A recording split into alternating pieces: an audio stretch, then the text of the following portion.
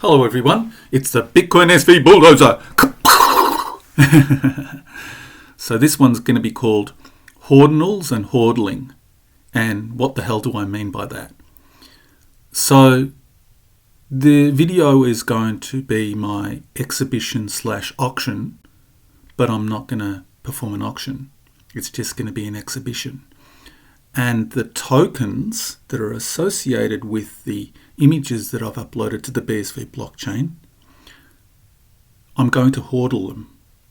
And that is a combination of hodling, hoarding, ordinals, hoarding, and maybe even whore.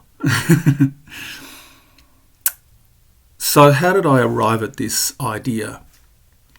Well, I've been stewing over the old ordinals thing and my auction and having them uploaded to the blockchain. And I looked around and the platforms are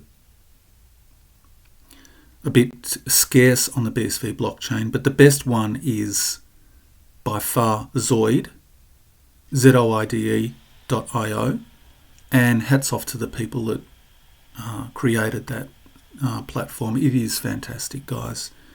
And if I were a wealthy person, I'd send you 1,000 BSV just for doing that. Great stuff. So, but I can't use it because I want to go about it a particular way. And a lot of thoughts have been going through my mind about provenance, about whose assets are whose, and the point of tokenized assets on the blockchain. What's the point of it?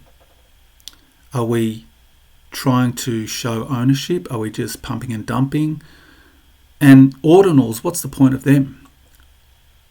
People will get their artworks and make copies of them and upload them to a particular platform in BSV and hawk them there. And then they'll go to another platform and hawk them there. And then they'll go over to Solana and hawk them there on all the various platforms.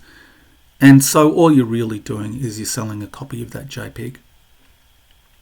But I think there's something more to it that taps into the human spirit. So I'm on Zoid and I've bought ordinals there, and I'm not buying them because I think I'm going to be wealthy or anything. I'm buying them to support the artist. I'm buying them because it's a bit of fun, and I think that's part of it. It's just fun, right? But you can also get wrecked. There's a darker side to it. But I want to go about it differently. I don't want to do it that way. I don't want to do it the conventional way. I'm not a conventional person. So my tokens, the idea is to have them sitting on a blockchain and creating value over time. So in front of me is a transaction that was created by me on the BSV blockchain in 2019. It was specifically 2019 July 28th, which is almost 5 years ago. And it was part of the Bitcoin SV channel's attempt to get a huge amount of data onto a block. And the idea was to shove a lot of media, so pictures, videos, songs that you've done. And I uploaded a song that I wrote in 2005 that I quickly wrote. Now, it didn't make it into the big block, and the big block that I could find was around about 250 megabytes at the time. I don't know if we actually got to a gigabyte or not, but mine didn't quite make it into that block. But here it is, and if you go to this address, you can actually listen to it. The song, that is. So I'm going to put a link to this transaction, and you can just go and do what I'm doing now. And you click down on the script part of it. You can see the script, and the song is called Collide. See, Collide MP3. And then what you can do is you can do a decode, and it'll open up in a media player because what's on chain recognizes that as an MP3 file. So I'm just going to quickly do it. I won't play the whole thing.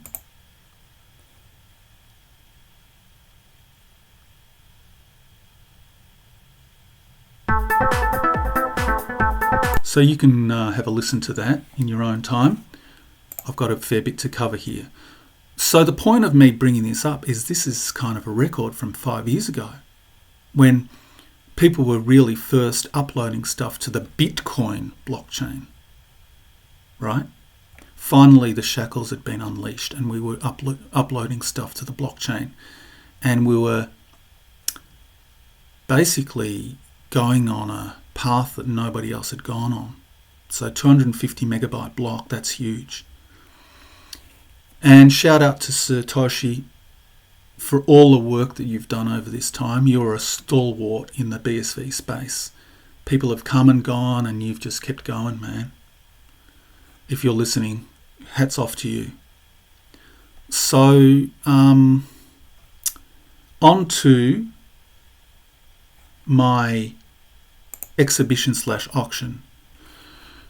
This is the address where I've uploaded all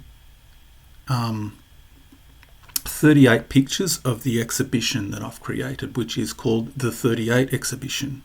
And I'm actually going to go through each picture very quickly. This will be my tour of the exhibition.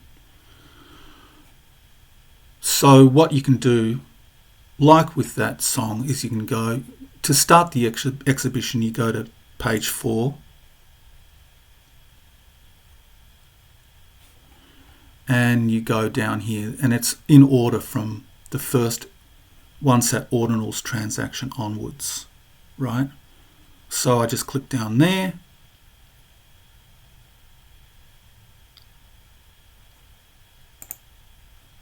And then I can go decode.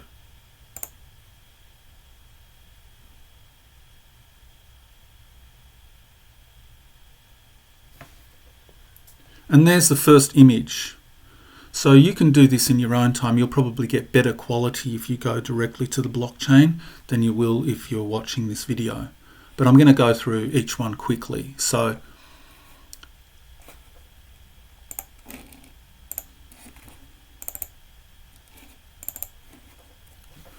this is the first one in the 38 series, and it's called Catalan Dream.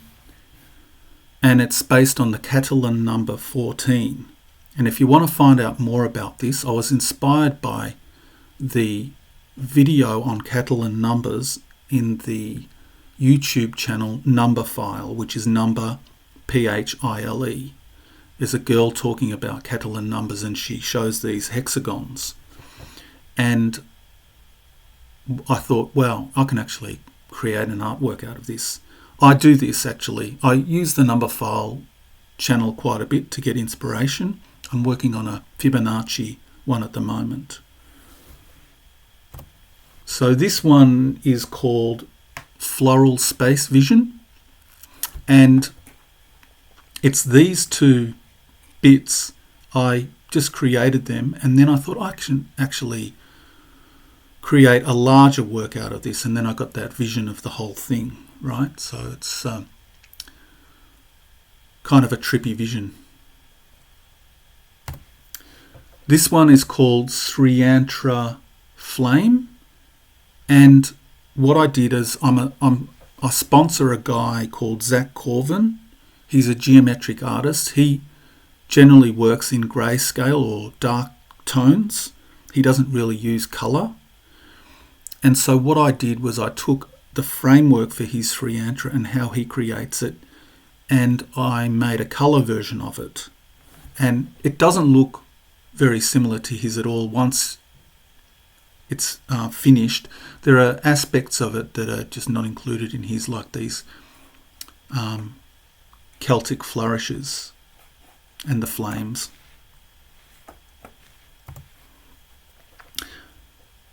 This one is called Sun Bubble, and it's, if you look at my YouTube channel Geometric Hat, you can actually see a playlist on the BSV Bulldozer of my 5 videos where I've done time lapses of me actually working on it.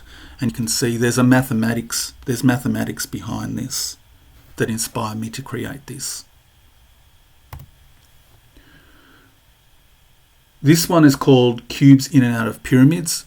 I really like this shape here, and I wanted to just do a whole page of this, not particularly symmetrical, and I want it interspersed with these sort of marble shapes. And by the way, these are for the most part on A3. So far, all of these ones are on A3, which is 42 by 29.7 centimetres. You can work out the inches if you like. It's actually quite big. And so also they're all hand-drawn. I don't use computers. Well, for the most part, I don't use computers in the design. I sit at my desk and I use ink markers, ink pens, and various other tools, compasses, set squares, and the like, and templates. So this one here is called Pythagorean windmill, and this shape here is a proof of Pythagoras using geometric series, and I wanted to create a windmill out of it and set it to this ornate background. This one is called Chai Flame Light. So the central thing is the Greek letter Chai, and I like that because it's got that play on words, which is Chai and Chi in the Asian, Chi being energy. And it just evolved out of these circles that I was drawing, and then I went on to create the whole thing. And this is the bold version of it. It's actually a little bit on different paper using different markers. This one is called Winged Tableland Green. And basically, once again, it's like what I do is I draw circles and then I can see a vision forming. I can see a more complete design forming in my mind, and I work towards that ultimate goal. And this is Winged Tableland Blue. So it's the same thing but a different colour, and I'm looking for a different feel, a different vibe. And this one's Winged Tableland Turquoise, and this one is Winged Tableland Silhouette. So these pictures can take me anywhere from 1 hour to a few days. Some of the later ones took me ages. And this one would have taken me a long time. So what this is called Starburst. And I've got a template with stars, and I wanted to make a mandala where the stars burst forth from the mandala. And I think I did that pretty well, actually. This is an 11-sided mandala, by the way. And getting that accuracy in terms of the angles is quite difficult. This one is called Glittering Green. Once again, I'm playing around with these circles, and then I see a whole shape forming. And then from that, I create the shape, the whole artwork. This one is called Aya Carousel. And as you can see, there's AYA, and that's repeated right round to form a carousel. Now, Aya is short for plant-based medicine. I'm being cryptic here, but you can work it out. If you've done the plant-based medicine, you'll know what I'm talking about. And I get a lot of my ideas from this plant-based medicine. The two kind of go hand in hand. I don't know if the plant-based medicine informs the artwork or the artwork informs the plant-based medicine. It's a synchronicity. But I was a geometric artist before I got into that plant-based medicine. And I've only been doing the geometric art more seriously for about 1.5 years. But I've had it kind of as a backdrop